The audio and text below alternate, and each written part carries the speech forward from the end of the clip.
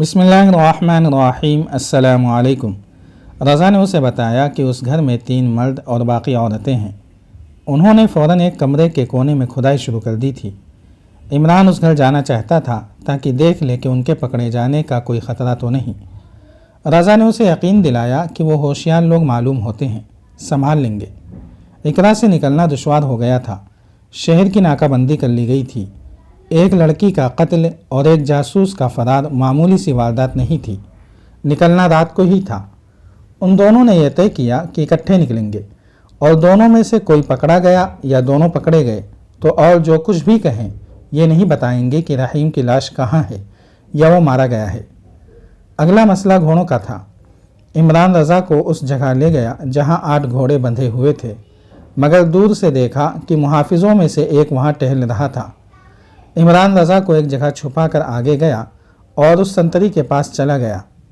उससे पूछा कि आज उसे पहरा देने की क्या ज़रूरत पेश आ गई है। संतरी इमरान को जान गंथर के नाम से अच्छी तरह जानता था और बड़े पादरी के खुसूसी खादिम की हैसियत से उसका एहतराम भी करता था। उसने इमरान को बताया कि आज एक मुसलमान जासूस को पकड़ा गया था। वो किसी लड़की को कत्ल करके फ़रार हो गया है, इसलिए हुक्म आया है कि होशियार रहा जाए। उस संतरी की मौजूदगी में घोड़े खोलना मुमकिन नहीं था। इमरान ने उसे बातों में लगा लिया और पीछे होकर उसकी गर्दन बाजू के घेरे में ले ली। संतरी कदम घुटने लगा। इमरान ने उसके पहलू से खंजर नुमा तलवार खींच ली और उसके पेट में घोंप दी। मरने तक उसकी गर्दन बाजू के शिकंजे में दबाए रखी। उसे मारकर इमरान ने रज़ा को बुलाया। 2 घोड़ों पर जीनें डाली और सवार हो गए। गिरजे के बाकी मुहाफिज कमरे में कहीं सोए हुए थे। इमरान और रज़ा चल पड़े। शहर से निकलने के कई रास्ते थे। वो एक तरफ चल पड़े और शहर से निकल गए। अचानक वो घेरे में आ गए और उन्हें ललकारा गया। हम शहरी हैं दोस्तों, इमरान ने कहा। हम भी तुम्हारी तरह ड्यूटी दे रहे हैं। 3-4 मशालें जल उठीं, जिनकी रोशनी में उन्होंने देखा कि वहाँ घुड़सवारों का एक दस्ता था जो इधर उधर फैला हुआ था। तब उन्हें एहसास हुआ कि शहर की नाकाबंदी हो चुकी है। इमरान ने अपने कपड़े नहीं देखे थे। उसके कपड़ों पर संतरी का खून था। मशाल की रोशनी में यह खून सलीबी सवारों को नज़र आ गया। उससे पूछा गया कि यह खून किसका है, तो इमरान ने लगाम को झटका देकर घोड़े को एड़ लगा दी। रज़ा ने भी ऐसा ही किया, मगर उसने ज़रा देर कर दी। इमरान निकल गया। रज़ा घेरे में आ गया। इमरान के पीछे भी 3 सवार गए। उसे रज़ा की बुलंद पुकार सुनाई देने लगी।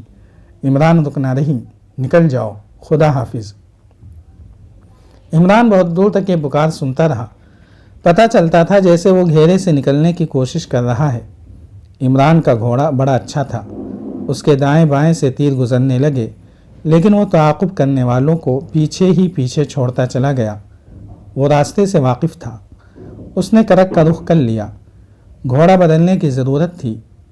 जब सुबह की रोशनी सफ़ेद हो रही थी, उसका घोड़ा दौड़ने के काबिल नहीं रहा था। उसने पानी की तलाश करने की कोशिश ही न की। आगे रेतीली चट्टानों का इलाका आ गया।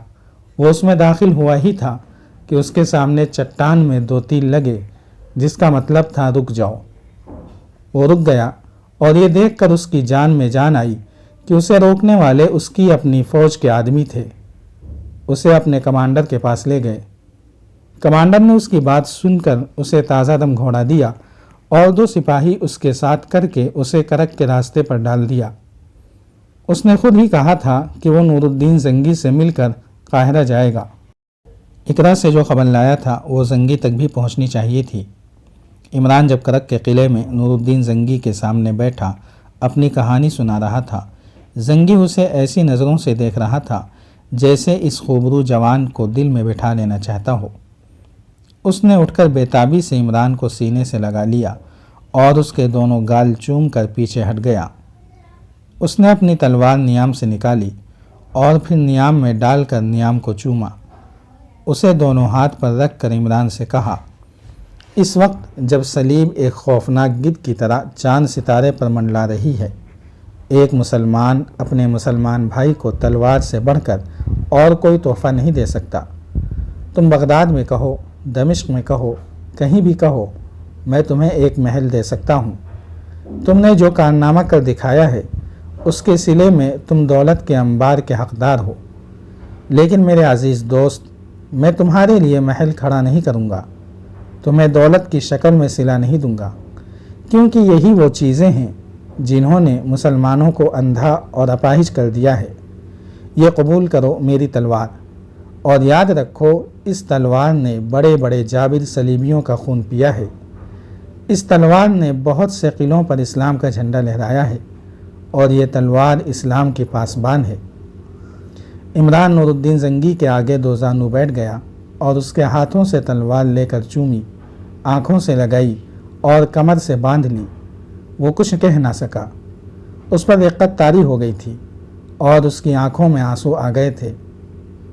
اور اپنی قدر و قیمت جان لو میرے دوست، زنگی نے کہا، ایک جاسوس دشمن کے لشکر کو شکست دے سکتا ہے اور ایک غدار اپنی پوری قوم کو شکست کی ذلت میں ڈال سکتا ہے۔ تم نے دشمن کو شکست دے دی ہے۔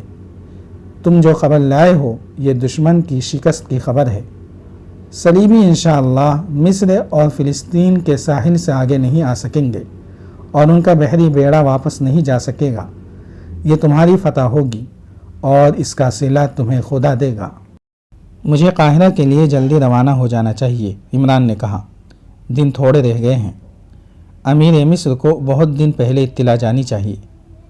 تم ابھی روانہ ہو جاؤ، نور الدین زنگی نے کہا، میں تمہیں بڑی اچھی نسل کا گھوڑا دے رہا ہوں۔ اس نے عمران کو قاہرہ تک کا وہ راستہ بتا دیا جس پر کئی چوکیاں تھیں۔ ان پر قاصدوں کے گھوڑے بدلنے کا انتظام تھا۔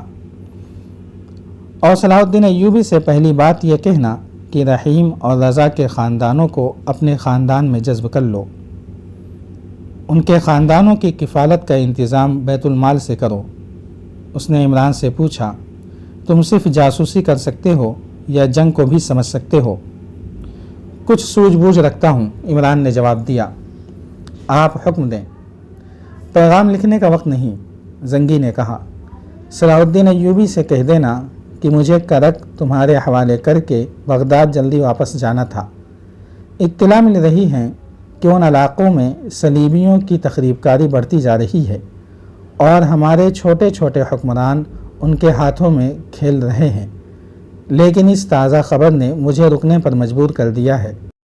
4-5 سال پہلے تم نے بحیرہ روم میں صلیبیوں کا بیڑا غرق کیا تھا، وہ تمہارے پھندے میں آ گئے تھے، اب وہ محتاط ہو کر آئیں گے، اسی لیے انہوں نے اسکندریہ کے شمالی ساحل کو منتخب کیا ہے۔ اگر تم ان سے سمندر میں براہ راست ٹکر لینے کا فیصلہ کرو تو یہ تمہاری غلطی ہوگی۔ تمہارے پاس صلیبیوں جتنی بحری طاقت نہیں ہے۔ ان کے جہاز بڑے ہیں اور ہر جہاز میں بادبانوں کے علاوہ بے شمار چپو ہیں۔ چپو چلانے کے لیے ان کے پاس غلاموں کی بے انداز تعداد ہے۔ تم اتنی تعداد سے محروم ہو۔ تمہارے جہازوں کے چپو چلانے والے ملاح ہیں اور سپاہی بھی۔ سمندری جنگ میں وہ دونوں کام نہیں کر سکیں گے۔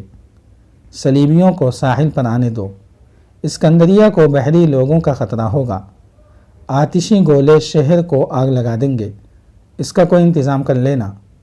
اگر دشمن نے اسی انداز سے حملہ کیا جیسا کہ عمران خبر لایا ہے تو میں دشمن کے پہلو پر ہوں گا، یہ اس کا بایاں پہلو ہوگا، تم دائیں پہلو کو سنبھالو گے، اور تمہارے ذمہ ایک کام یہ ہوگا کہ صلیبیوں کا کوئی جہاز واپس نہ جائے، آگ لگا دینا۔ اگر تمہارے پاس سمندری چھاپہ مار ہوں تو تم جانتے ہو کہ ان سے کیا کام لیا جا سکتا ہے۔ یہ کہنے کی ضرورت نہیں کہ سوڈان کی طرف سے چوکنا رہنا، وہ سرحد خالی نہ رہے۔ مجھے احساس ہے کہ تمہارے پاس فوج کم ہے۔ جاری ہے۔ اگر آپ کو یہ قسط وار سلسلہ پسند آ رہا ہے تو لائک، شیئر اور کمنٹ کے ذریعے ہماری حوصلہ افزائی کریں۔ جزاک اللہ خیرا۔